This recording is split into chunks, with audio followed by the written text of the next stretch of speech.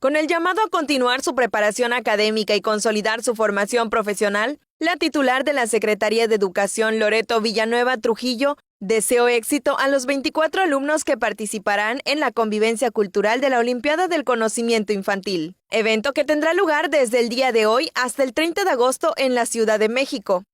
Con la representación del gobernador Mauricio Vila Dosal, la funcionaria indicó que para la actual administración estatal es de vital importancia generar una enseñanza de calidad en el futuro.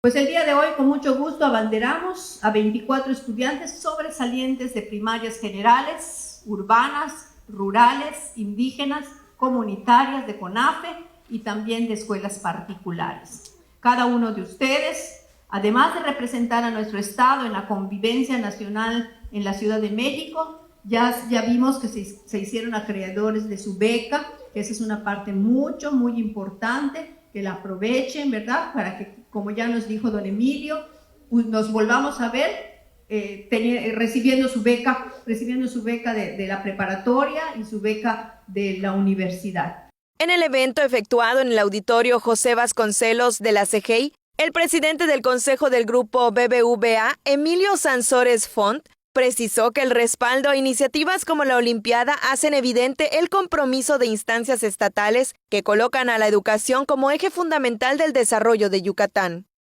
A los ganadores se les otorgará una beca a través de una fundación para que los próximos 3 años continúen su educación secundaria.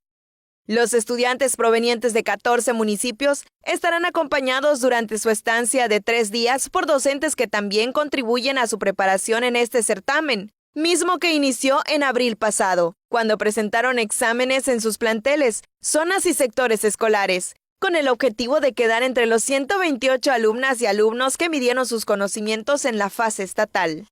Teleyucatán te informa. Teleyucatán te informa, de lunes a viernes, 8 de la noche, con Lenny Magaña y Carlos Rodríguez.